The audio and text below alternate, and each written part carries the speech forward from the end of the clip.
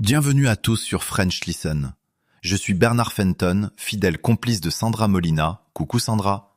Aujourd'hui, on va lever le voile sur un sujet épineux mais essentiel pour pas mal d'entre vous. Comment décrocher et surtout réussir un entretien pour un poste de cadre en France. Pas vrai ? Exactement Bernard, salut à tous. On parle souvent d'entretien, mais quand il s'agit d'un poste de cadre, le jeu change carrément. C'est pas juste une question de répondre, mais de savoir décrypter les attentes très spécifiques du marché français. D'ailleurs Bernard, tu te souviens de ton tout premier entretien d'ingé son ? Oh là là, oui. Imagine un Gallois tout droit débarqué, la pochette d'un CV qui gondolait sous la pluie dans une station de radio perdue quelque part au pays de Galles. Stressé, je dis bonjour, en bafouillant la moitié du temps. Résultat, pas pris. Mais j'ai compris ce jour-là que chez les cadres, même la façon d'entrer dans la salle, ça compte. Les attentes montent d'un cran, par le langage, la posture, enfin tout le bazar quoi. Tu vois, je crois que t'es pas le seul. On découvre vite que l'entretien cadre, c'est une histoire à part entière. Alors aujourd'hui, on va décortiquer ensemble ces codes, ces astuces et surtout les pièges à éviter. Prêt Bernard ? Pour commencer, un mini tour d'horizon. Le marché cadre en France, cette année 2024, ça donne quoi ? Spoiler, c'est plutôt tendu, hein. Les entreprises cherchent à la fois des leaders digitaux, des profils IT, mais aussi tout ce qui touche à la transition écologique. Ça bouge. Ah oui, et la digitalisation rend le recrutement un brin, imprévisible, tu trouves pas ? On passe d'une plateforme à l'autre, les recruteurs traquent le moindre détail sur ton LinkedIn, CV, réseaux sociaux, enfin bref. C'est aussi ce qu'on voyait dans l'épisode où on parlait apprentissage et outils numériques, tu te souviens ? Tout à fait. Et selon la dernière enquête de l'APEC, alors attends, je l'avais noté quelque part. Oui, voilà. Il y a eu une hausse de 9% des offres pour cadres dans l'IT, et même le conseil. Ils cherchent des gens qui savent piloter des projets transverses, qui sont pas juste experts, mais capables de fédérer. Oui, donc aujourd'hui, si tu n'as pas touché un minimum à la gestion de projet agile ou aux outils collaboratifs, c'est la galère. Mais bon, chaque secteur a encore ses particularités, hein.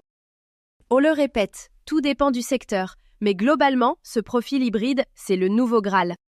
Alors maintenant, imagine, tu te lances dans la jungle des offres. Comment on lit, enfin, on décrypte une annonce pour cadre en France ? Parce que, oh là là, le code.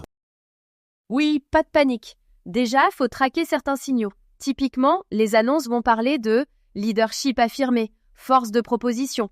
Mais si tu vois capacité à naviguer en environnement VUCA, c'est pas une marque d'aspirateur. C'est volatile, incertain, bref, flou technique pour dire t'es censé t'adapter vite. C'est vrai. Et alors, moi je m'y perds toujours un peu avec leurs intitulés de poste. Un chef de projet transformation digitale, c'est pas tout à fait pareil qu'un directeur innovation. Mais enfin, parfois c'est la même offre quoi. Ou alors c'est moi qui suis vieux jeu. Non, tu mets le doigt sur un truc. Beaucoup de candidats, surtout ceux qui savent pas lire entre les lignes, passent à côté du vrai besoin. Toujours regarder le détail des missions et comprendre ce qui est implicite. Management d'équipe ? Prise de décision rapide ? Influence transversale ? Passons au cœur du sujet, le fameux pitch. Tu sais, cette intro de 3 minutes où t'es censé raconter ta vie. Enfin, pas toute ta vie, mais l'essence. Ah oui, ce moment qu'on redoute tous. Sauf qu'en France, le storytelling, c'est pas juste le CV parlé, hein. Bravo. J'ai justement une astuce de coach que j'aime bien. Plutôt que de réciter son CV, vous voyez ce que je veux dire, ce ton robot genre « j'ai fait ceci, puis cela », eh bien, essayez de lier 3 éléments. Votre parcours, vos valeurs et ce qui vous fait vibrer aujourd'hui. Bon, j'avoue, parfois, c'est dur de pas tomber dans la récitation. Mais t'as raison. Et aussi, garder un fil conducteur, une vraie histoire, ça capte beaucoup plus l'attention. Je me souviens d'une candidate qui a... Oups, je vais pas trop rentrer dans les détails, confidentialité oblige. Mais elle avait vraiment relié ses engagements associatifs à son envie de manager autrement et ça avait fait tilt tout de suite. Tu sais ce qui m'a toujours étonné ? C'est qu'en France, il y a ce rituel des questions. Parlez-moi de vos faiblesses ou quelle a été votre plus grande réussite. On s'y attend, mais on tombe encore parfois dans le piège, non ? Ah oui, l'erreur classique, c'est de répondre « je suis trop perfectionniste ». On voit ça 1000 fois et ça sonne archi faux, enfin... J'avoue, la première fois qu'on m'a demandé, et c'était pas en France, donner un exemple d'un échec, j'ai bafouillé un truc du genre je perds souvent mes stylos. Bref, pas du tout ce qu'ils attendaient. Je crois qu'on apprend plus de ses ratés que de ses réussites sur ces questions-là. Et puis, l'idée, c'est vraiment de préparer une réponse sincère, mais orientée solution. Pas juste « je suis un boulet, mais j'essaye de progresser ». Exemple, j'avais tendance à tout vouloir contrôler, mais j'ai appris à déléguer. Voilà comment j'ai évolué. Bon alors, autre étape redoutée, c'est la fameuse étude de cas, ou la situation improvisée. De plus en plus courant en France pour les cadres.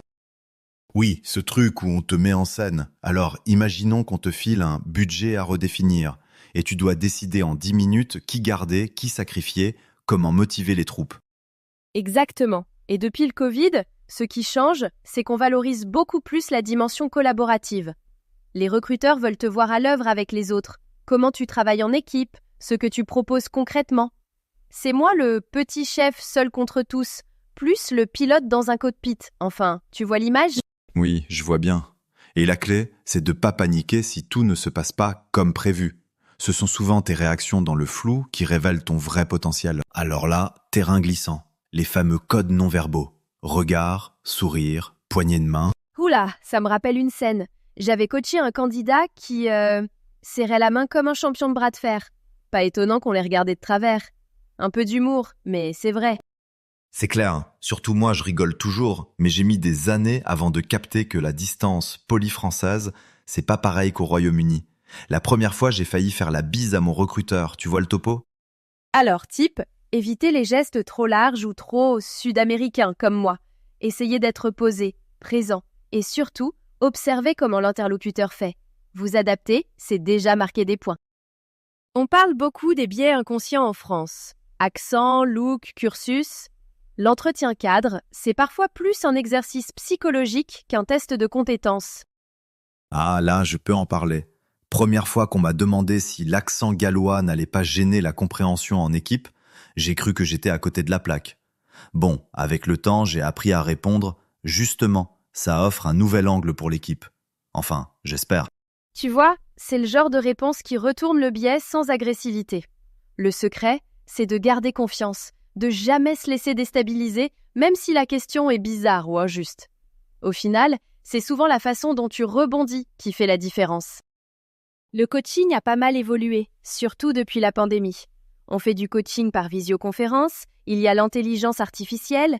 Tu te rends compte, Bernard, on peut même simuler des entretiens avec des robots maintenant ? Oui, c'est fou. À mon époque, fallait tout faire avec des post-it. Maintenant, c'est tout digital. Et ça change la donne pour les cadres qui arrivent en France, non ? Complètement. Je me souviens, j'ai coaché un dirigeant tout juste arrivé d'Amérique latine, complètement paumé avec les codes français. On a bossé sur ses réponses, mais aussi sur le small talk et la façon un peu plus mesurée de se présenter ici. Ça lui a énormément servi pour passer le cap. Ça prouve que l'accompagnement, il doit vraiment s'adapter à chacun. Les outils évoluent, mais l'humain reste crucial. Alors, le grand jour arrive. Qu'est-ce qu'on fait pour ne pas perdre le fil, Sandra ? Premier conseil, veillez à l'horaire. Ne soyez jamais, jamais en retard. Mettez une alarme, 2 si besoin. Pour la tenue, on vise sobre mais pro, sans surjouer, surtout en vidéo. Et surtout, préparez une relance post-entretien, un petit mail de remerciement personnalisé. Je bafouille, c'est le détail qui compte. La conclusion de l'entretien, c'est un peu comme finir une vieille bande audio. Tu veux pas laisser de blanc à la fin. Donc on boucle, on récapitule rapidement sa motivation, puis on sort de la pièce avec le sourire. Si t'as loupé une réponse, tant pis, faut laisser rewind, on ne va pas remonter la bande. Faudrait une autre émission pour ça. Merci Bernard, et merci à vous tous d'avoir écouté notre épisode spécial sur la boîte à outils du coaching entretien cadre. On espère que nos anecdotes et nos petites digressions vous aideront à briller lors de vos prochains entretiens. On se retrouve très vite dans French Listen. Prends soin de tes bobines, Bernard. Toujours. Et n'oubliez pas, un entretien ça se prépare, mais ça se vit aussi les amis. À la prochaine Sandra. À très bientôt. Bye tout le monde. Ne partez pas encore. Regardez maintenant la deuxième partie de l'épisode, elle vous réserve encore plein de conseils utiles et de surprises. Et si ce podcast vous a plu, pensez à vous, s'il vous plaît, abonner et à cliquer sur j'aime pour nous soutenir. À tout de suite dans la suite de l'épisode.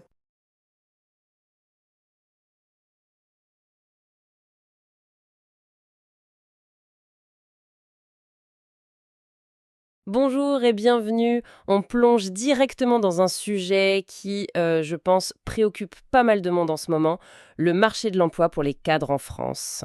Mhm. Nos sources, et notamment les dernières prévisions de l'APEC, sont pas hyper optimistes pour 2025. Non, c'est le moins qu'on puisse dire. On parle d'une baisse des recrutements de 8% en 2024 et encore 4% de moins attendu l'an prochain. Ça veut dire que le jeu se durcit et que chaque entretien d'embauche devient une finale de Coupe du Monde, quoi. C'est exactement ça. Le ticket d'entrée est plus cher. Et c'est pour ça que notre mission aujourd'hui, c'est de dépasser le simple « j'ai les bonnes compétences pour le poste ». Ça, c'est la base. Ça, c'est la base, c'est le prérequis. L'idée, c'est de voir comment on peut transformer ce qui est souvent vécu comme un interrogatoire, un moment de stress intense, Totalement. en une véritable conversation maîtrisée. Une discussion où l'on n'est plus seulement évalué, mais où l'on évalue aussi et où l'on pilote l'échange. Il s'agit de reprendre un peu le pouvoir. J'aime beaucoup cette idée de passer d'un interrogatoire à une conversation. Ça change toute la perspective. Ah oui, Le programme est ambitieux, Sam. On va parler de langage corporel, de comment structurer ses réponses, des questions pièges et bien sûr, le moment clé. le moment que j'attends ou que je redoute le plus. Je sais pas encore. Mais commençons par le début. J'imagine que cette fameuse conversation, elle commence avant même qu'on ait prononcé le moindre mot. Bien avant. Justement, commençons par ce qu'on ne dit pas. Une de nos sources balance un chiffre qui donne le vertige.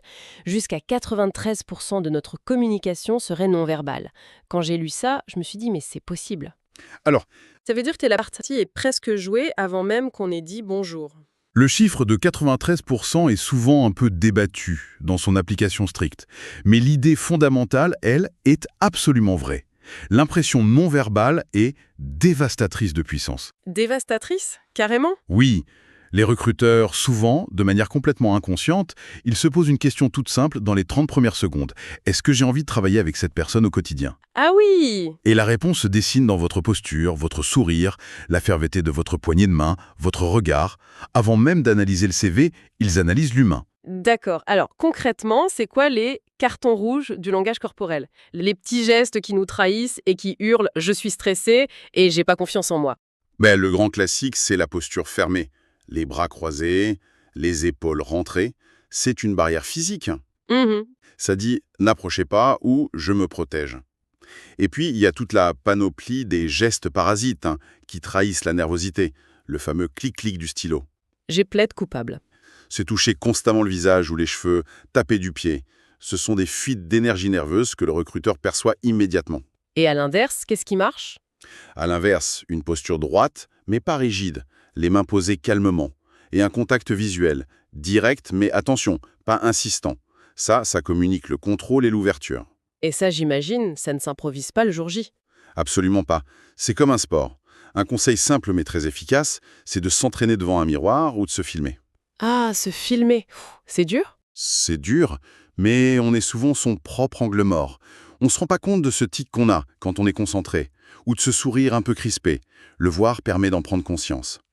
Et puis, il faut s'adapter. C'est-à-dire? Je me souviens d'un candidat, brillant, pour un poste dans une start-up. Il est arrivé en costume 3 pièces, raide comme un piquet. Oups. Techniquement, il était parfait, mais son langage corporel criait « Je n'appartiens pas à cet univers décontracté ». Il n'a pas eu le poste.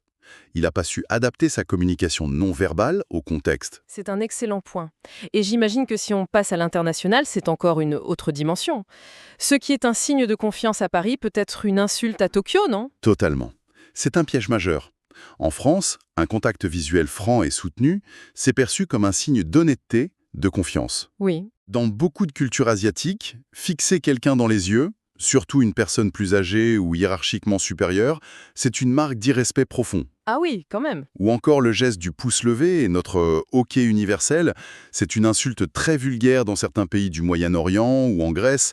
Ne pas faire cette petite recherche de 5 minutes avant un entretien international, c'est prendre le risque de torpiller sa candidature dès le départ. C'est fou de penser à tout ce qu'on communique sans même ouvrir la bouche. Mais justement, une fois qu'on l'ouvre, il faut que ce qui en sort soit tout aussi percutant.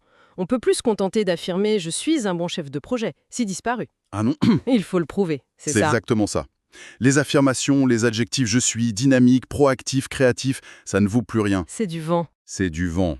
Ce que le recruteur veut, ce sont des preuves.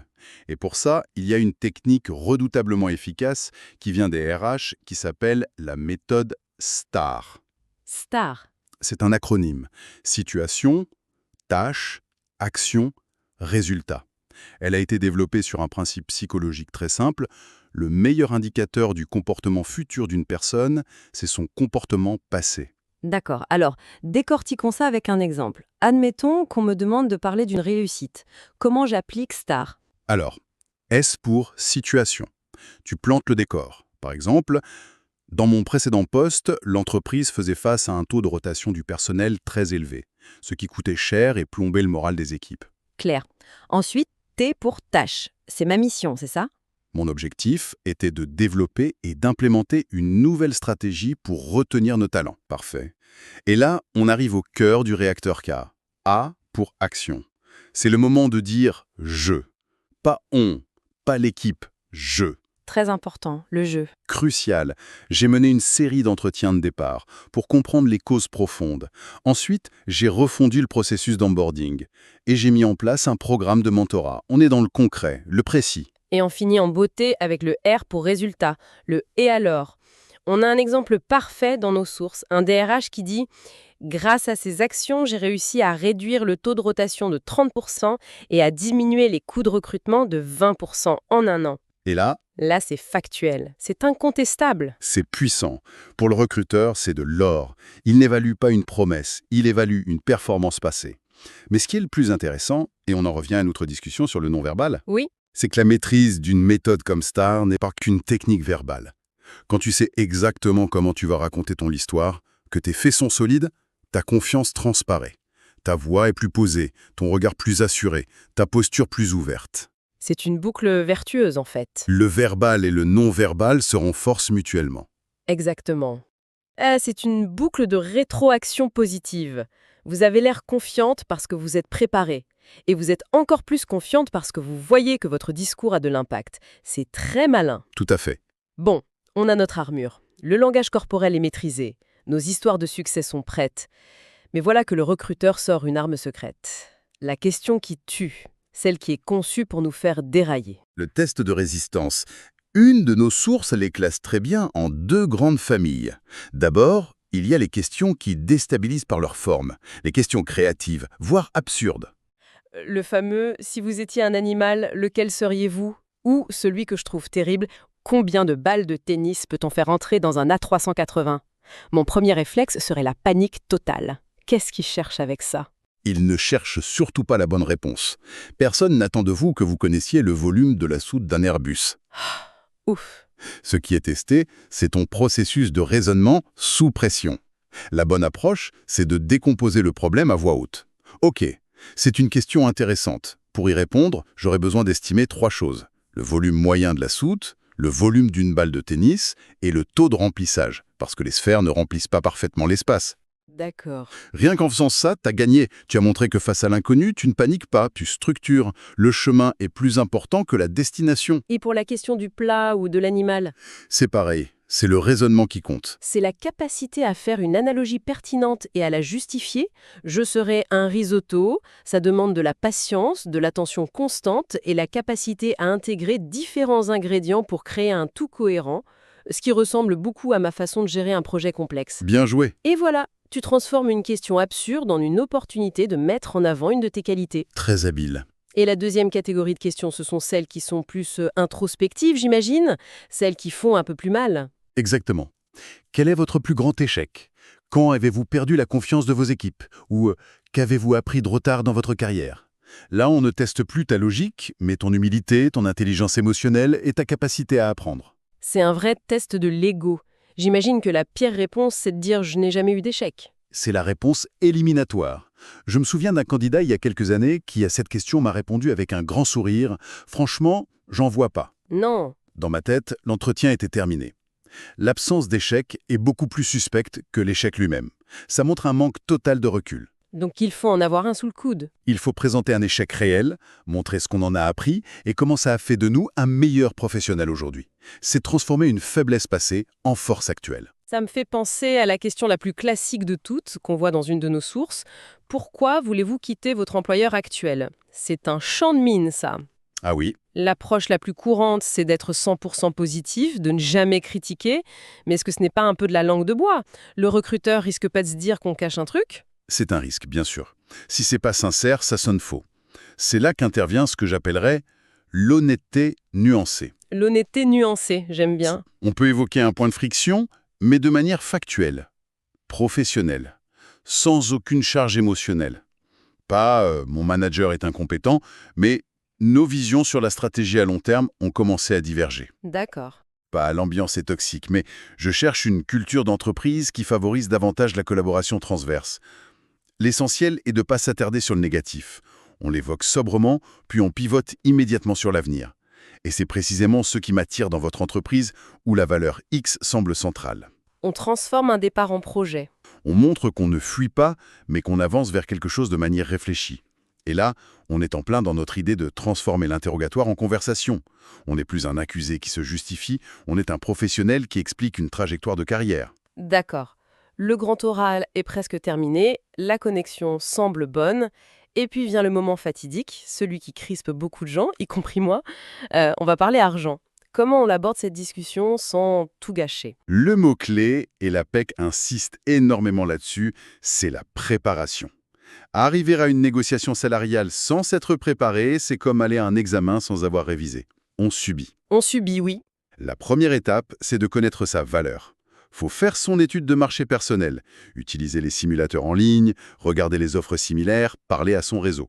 Et prendre en compte la géographie.